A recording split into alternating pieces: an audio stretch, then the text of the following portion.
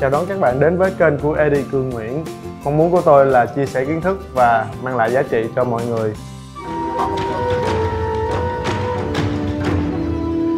Hôm nay tôi sẽ giới thiệu cho các bạn một món khai vị của Nhật Bản, đó là món chawanmushi, còn gọi là món trứng hấp.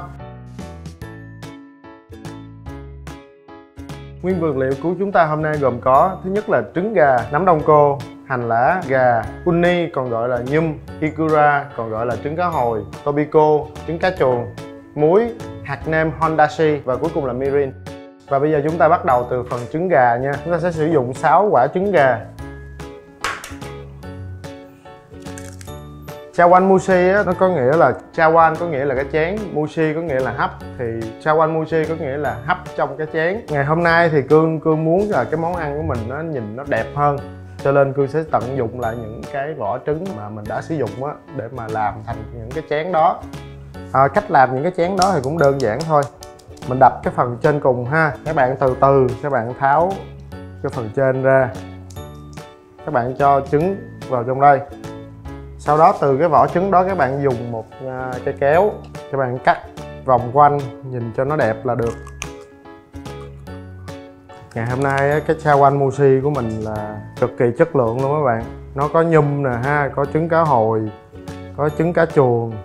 Thông thường á, cái việc mà cắt trứng như thế này nè, thời hiện đại bây giờ người ta thường trong các tiệm mà food art á, người ta sẽ có một cái dụng cụ cắt trứng.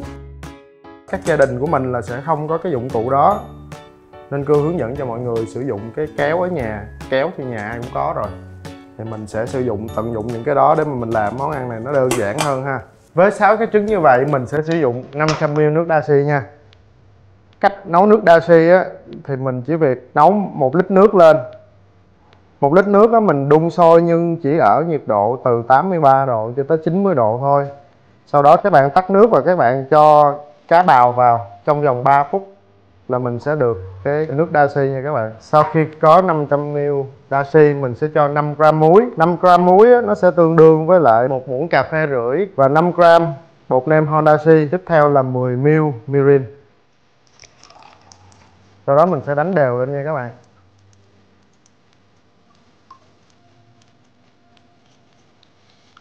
Bây giờ trứng của Cương đã xong rồi, bây giờ tới phần rây trứng nha các bạn.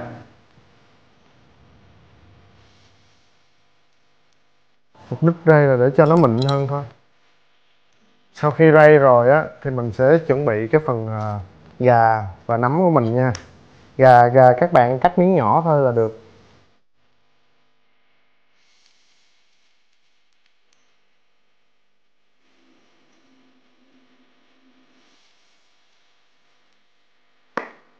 Tiếp theo là nấm nha các bạn.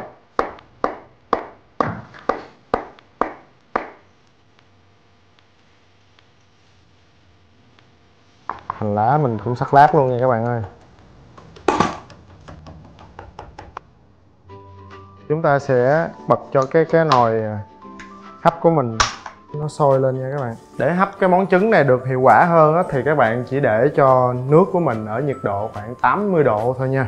Thông thường á, trứng hấp á, ở các nhà hàng Nhật mà các bạn ăn ở ngoài á, nó thường sẽ có những hạt sen hoặc là bạch quả.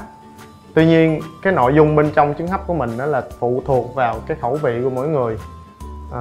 Bây giờ nước của Cương cũng đã sôi rồi. Bây giờ mình bắt đầu mình cho nguyên vật liệu vào nha. Nó vừa sôi bong bóng như thế này là được nha các bạn. Sau đó mình sẽ cho nguyên vật liệu của mình vào nha. Một ít gà. Gà này mình không cần phải ướp gia vị nha các bạn. Nếu cần thì chỉ cần một ít muối thôi cũng được nữa. Tiếp theo là mình sẽ cho nấm đông cô vào ha.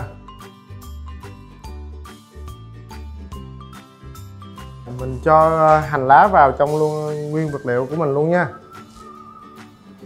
Sau đó chúng ta sẽ cho trứng vào. Cái lượng trứng mình gắp gần trên mặt thôi nha các bạn.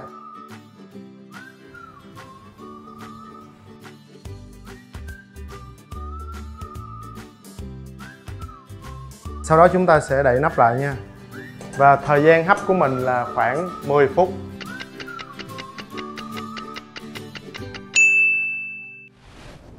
Để trang trí món ăn này á thì ngày hôm nay Cương sẽ làm phong cách nó cầu kỳ chút xíu dành cho nhà hàng.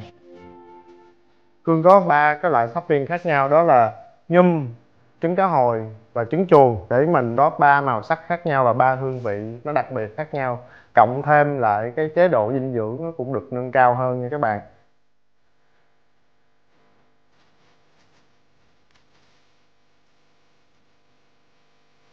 Nóng có buông ra liền.